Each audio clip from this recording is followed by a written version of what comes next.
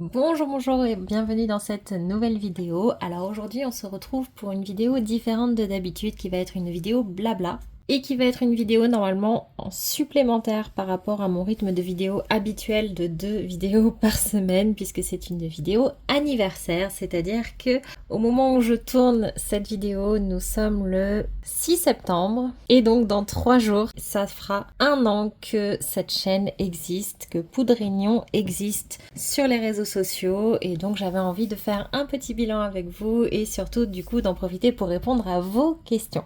Je vous ai demandé de poser des questions sur YouTube, sur Instagram, sur Threads, sur TikTok, absolument partout. Moi c'est Cécile, pour ceux qui ne me connaissent pas, j'adore partager, j'adore les produits, j'adore tout ce qui concerne les soins, donc que ce soit des cheveux, du corps, du visage. J'adore découvrir aussi et j'adore tester. Et il y a autre chose aussi que j'adore, ce sont les cadeaux. Et donc souvent, quand un colis arrive d'une commande que j'ai passée ou de n'importe quoi, j'ai toujours l'impression que c'est un cadeau. Donc j'en suis toujours très contente, même si je sais ce qu'il y a dedans. Et j'aime aussi l'organisation et j'adore aussi les calendriers de l'Avent. Parce que pour moi, ce sont de magnifiques coffrets cadeaux qu'on retrouve tous les ans et qui permettent d'avoir des cadeaux un petit peu tous les jours, donc c'est encore mieux. D'ailleurs, en parlant des calendriers de l'Avent, cette année, je n'ai toujours pas finalisé mon choix, mais je commence à avoir quelques idées. Je ne sais pas combien il y en aura parce que financièrement, je ne peux pas non plus en prendre beaucoup, mais en tout cas, je vais essayer d'en prendre quelques-uns. Pour le moment, au niveau de cette chaîne, on se retrouve donc 2 fois par semaine en vidéo normale, les mercredis à 15h15 et les samedis à 19h15. Et on se retrouve, pour ceux qui aiment ce format-là, en short, donc avec des vidéos de moins d'1 minute, un petit peu tous les jours. Alors je vous avoue que de temps en temps, je ne peux pas en mettre, mais la plupart du temps, j'en mets quand même assez régulièrement. Et pour vous donner un petit peu un visuel sur ce qui s'est passé sur cette chaîne en 1 an, j'ai maintenant 136 abonnés. Alors honnêtement, ça a été très long à démarrer. Je crois que j'ai commencé vraiment à voir qu'il se passait quelque chose au mois d'avril. Sinon, vous regardez les statistiques, c'est tout plat comme ça. Là, j'ai des tout petits remous. Et au mois d'avril, ça commence à bouger un petit peu. J'ai fait apparemment 206 vidéos. Donc, je suppose que dedans, il y a aussi les shorts. Et pour vous donner un petit peu une idée des statistiques, parce que ça fait partie des questions qu'on m'a posées, je suis à 37 500 vues pour arrondir en 1 an et le nombre d'heures de visionnage, le temps que vous avez passé à regarder mes vidéos est de 503 heures, pareil sur les 365 derniers jours. Alors il y a une statistique moi qui m'étonne, c'est que il y a au mois d'août, parce que ça je peux pas le regarder de façon un peu plus globale, mais par exemple au mois d'août vous avez été 503 spectateurs réguliers, c'est-à-dire que vous êtes 503 à être venus sur ma chaîne et à être revenus regarder autre chose, à être venus plusieurs fois sur ma chaîne. Mais vous avez compris, je n'ai pas du tout 500 abonnés. Et ça se voit aussi dans les durées de visionnage. J'ai 81% des durées de visionnage qui sont visionnées par des personnes qui ne sont pas abonnées à ma chaîne. Donc n'hésitez pas à vous abonner si vous regardez mes vidéos parce que pour moi c'est important, ça me permet de voir que mon contenu vous plaît suffisamment pour avoir envie de me suivre et ça vous permet aussi d'activer la petite cloche de notification si vous ne voulez manquer aucune des vidéos. Au niveau des statistiques à nouveau, il y a 15,8% d'hommes qui me suivent sur cette chaîne, donc bienvenue messieurs, et d'ailleurs je pense que je vais vous faire une petite vidéo juste pour vous parce que j'ai une petite idée en tête. Il y a aussi 52% de personnes qui regardent mes vidéos qui sont de France métropolitaine, mais vous êtes aussi 6% à La Réunion, donc là où moi je suis, et 4% en Belgique, et je ne vous donne pas toute la liste derrière avec des plus petits pourcentages, mais il y a des personnes de partout dans le monde et ça c'est assez impressionnant. Au niveau des questions maintenant que vous m'avez posées, donc combien tu as de vues au total? Donc ça je vous ai répondu. On était sur donc dans à peu près 37 500. Qu'est-ce que tu fais dans la vie? Alors dans la vie je suis maman, j'ai ma petite entreprise en auto-entrepreneur et à côté de ça j'ai un petit temps de travail en salarié également. J'aime bien avoir plusieurs choses comme vous le voyez et donc là au niveau du travail c'est la même chose, j'ai des choses différentes. Est-ce que tu testes vraiment les produits? Alors je teste vraiment les produits que je vous dis que je teste. C'est quand je vous présente simplement un produit que je ne connais pas encore, juste pour vous le présenter, vous parler de comment il est censé fonctionner. Ça ne veut pas dire que je l'ai testé. Normalement, quand je le teste, je vous le dis. Voilà, j'ai testé celui-ci ou je viens d'entamer tel produit et donc du coup je peux commencer à vous faire un retour. Mais oui, tous les produits pour lesquels je dis que que je les teste vraiment. Est-ce que tu es rémunéré par les marques? Alors non, pas du tout. D'ailleurs, je voulais faire un petit point là-dessus parce que je vois beaucoup d'erreurs. Il faut savoir une chose qui est très importante à mon sens. Quand on est dans mon cas, qu'on teste des produits, vous savez par exemple la maison Javert, elle m'a offert des produits comme ça, sans rémunération, sans demande, sans rien, juste comme ça, pour que je les teste. Ça, je l'ai accepté tout simplement parce que justement, il n'y avait aucune demande en face.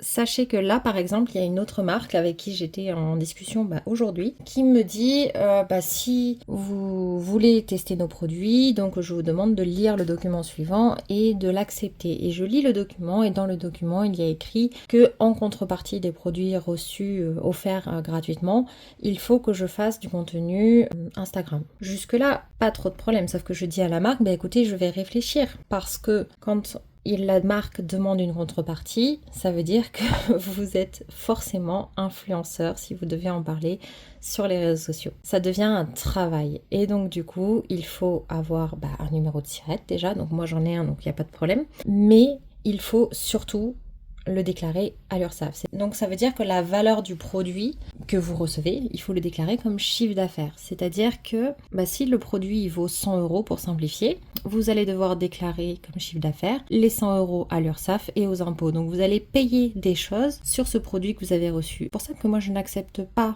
particulièrement ce genre de collaboration, simplement parce que s'il y a un contenu en échange, moi je dois payer des frais sur ce travail-là, sauf que j'ai pas reçu d'argent. J'ai reçu un produit, certes, mais j'ai pas reçu d'argent et c'est pas le produit qui va payer mon loyer.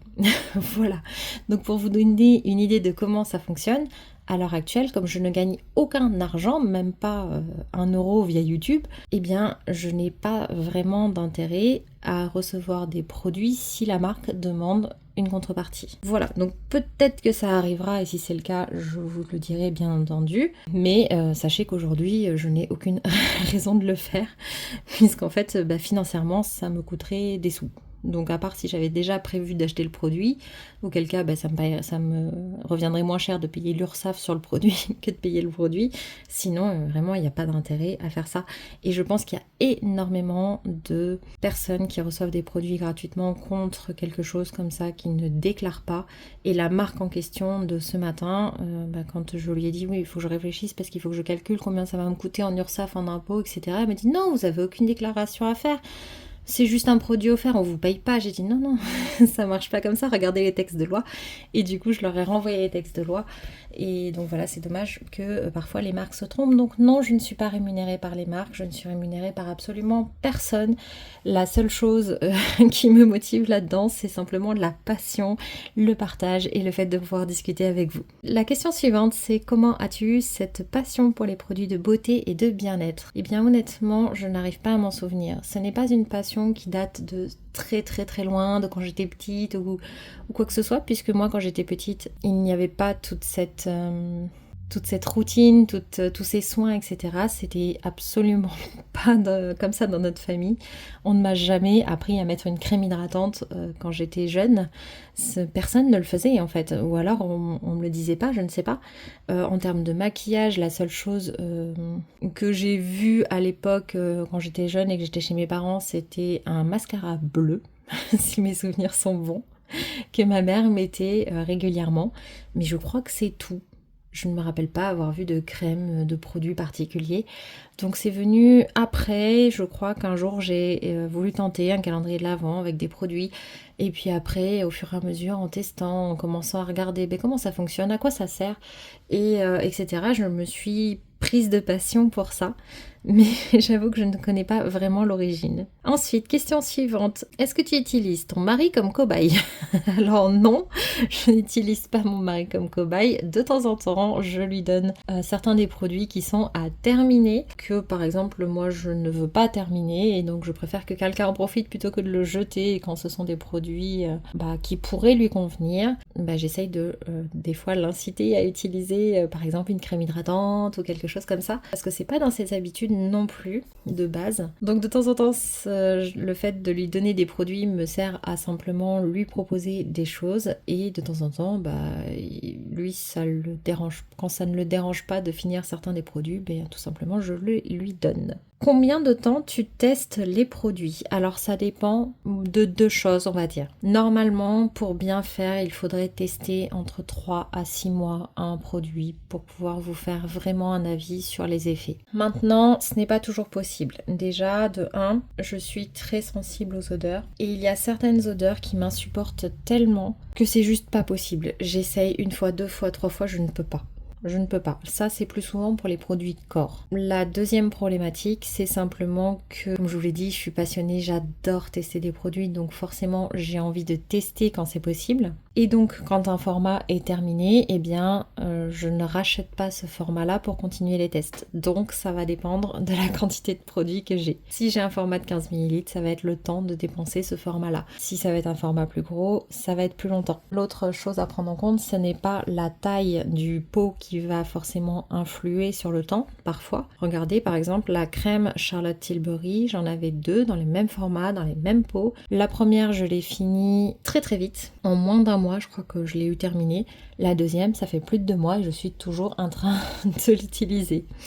Donc, des fois, ça dépend aussi de la matière, de comment est fait le produit, de la quantité dont on a besoin. La question suivante, c'est, il y a juste écrit votre produit de soin préféré. Alors, mon produit de soin préféré, c'est une question qui est pour moi très difficile de répondre parce qu'en fait, il y en a plusieurs et dans différentes catégories. Donc, ce que je peux faire, c'est déjà de vous proposer, de vous montrer ma routine préférée en soins visage, en soins corps, en soins cheveux, dans des vidéos dédiées. Ça pourrait se faire, comme ça vous voyez mes références favorites. Ça c'est une première chose, mais juste pour aujourd'hui, je pense que je vais aller chercher 2 produits qui me viennent en tête pour pouvoir vous les montrer. Un en produit corps et un en produit visage. Donc peut-être qu'il y aurait d'autres références qui me viendraient si j'y réfléchissais encore plus longtemps, que je fouillais bien dans mes tiroirs, etc.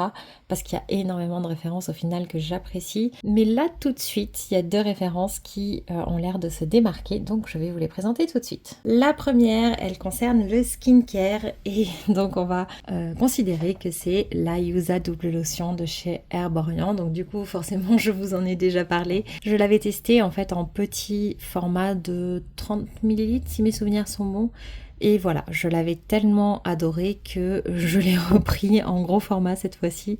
Donc là, on est sur du 190 ml et il va falloir un bout de temps pour la terminer. Là, ça fait déjà, je ne sais plus, j'ai envie de dire à peu près 2 mois que je l'utilise et je ne m'en lasse pas. Donc ça, typiquement, c'est le genre de produit pour lequel je pourrais vous faire un retour sur le long terme parce que oui, je l'utilise et je l'utilise tout le temps. Et là, donc, je l'utilise matin et soir depuis un certain temps et oui, je l'adore. Que ce soit au niveau de l'odeur, que ce soit au niveau de la texture, que ce soit au niveau des effets, je la trouve vraiment top. Même pour moi qui ai la peau grasse alors qu'elle a une phase un petit peu huileuse, pas du tout dérangeant, ça gêne pas l'odeur. Ça sent super bon, c'est frais, c'est énergisant, c'est frais, c'est les agrumes. Moi j'adore cette odeur. Et au niveau des effets, ça me rend la peau un peu plus lisse, plus douce, c'est agréable, ça apporte une sacrée dose d'hydratation, ça ramène de l'éclat. Franchement, cette lotion, pour moi, pour l'instant, c'est l'une des meilleures. Et aujourd'hui, on va dire que c'est même mon produit de skincare préféré pour le moment. Bien qu'il y en a beaucoup d'autres que j'adore. Et le produit pour le corps que je vais décréter comme mon produit préféré pour aujourd'hui, en fait, j'ai du mal à choisir et je crois que finalement, je vais vous en présenter 2. Ça va être 2 hydratants pour le corps de la même marque. Ce sont ces 2-là. Et c'est simplement qu'ils vont être utilisés dans 2 cas complètement différents pour moi. Celui-ci, enfin ils ont le même but, hein, c'est c'est de l'hydratation. On est d'accord, c'est des crèmes hydratantes pour le corps. Ça, il n'y a pas de souci, de la gamme de la marque Rituals. Sauf que celle-ci, c'est la crème pour le corps du rituel de Karma. Déjà, le rituel de Karma, je l'adore parce qu'il y a le complexe Hydra Boost qui est vraiment très hydratant. Donc c'est un premier point que je prends en compte. Il est vraiment très hydratant, mais la crème, elle pénètre bien, elle est agréable, elle sent bon, je l'adore. Mais c'est une crème que je vais plus utiliser pour un petit moment, vous voyez, par exemple le soir, pour un petit moment de détente. Et c'est vraiment ce à quoi ça me fait penser, donc c'est fleur de lotus et thé blanc. J'adore cette crème. Et pour le reste de la journée, quand on a besoin d'un petit peu moins d'hydratation, quand on a besoin par contre d'odeurs un petit peu plus vives, un petit peu plus énergisante, je trouve que cette référence est vraiment géniale. On a une mousse qui sort de là, qui s'applique, qui se casse en huile. C'est orange douce et bois de cèdre, ça sent super bon, ça motive, c'est rigolo. C'est pas la même ambiance en fait. Mais les deux produits, je les aime, je crois, tout autant l'un que l'autre, mais pour deux ambiances différentes. C'est vraiment pour la sensorialité, que ce soit l'un ou l'autre, mais aussi pour leur efficacité et leur odeur. Voilà, en cheveux je pense pas vous en donner parce qu'il y a des références que j'adore, mais comparé à ces produits là, ça reste en dessous en termes de produits préférés. Comme la question c'était juste votre produit de soin préféré, du coup je pense que je vais rester sur ces trois produits. Voilà, écoutez, j'espère que cette petite vidéo supplémentaire vous aura plu. Je ne sais pas quand est-ce qu'elle va sortir exactement parce qu'il faut que j'ai le temps de la monter. Dans l'idéal, vous la verrez effectivement le 9, donc le jour des 1 an de Poudre Réunion. Et d'ailleurs, j'espère que cette chaîne pourra perdurer dans le temps, qu'un jour je pourrai dire qu'on fête les 2 ans, les 3 ans, les 4 ans, les 5 ans, etc. Et j'espère qu'un jour je pourrai aller plus loin dans le partage, que je pourrai discuter un petit peu plus avec vous. Donc voilà, si vous avez des questions, des choses à me dire, n'hésitez pas à le dire en commentaire parce que j'adore vous répondre en fait. J'adore quand on peut interagir. Donc n'hésitez pas et n'hésitez pas à mettre un j'aime pour me dire si vous appréciez cette vidéo. Voilà, et bien en tout cas je vous souhaite une bonne semaine et je vous dis à bientôt pour la prochaine vidéo. Bye bye!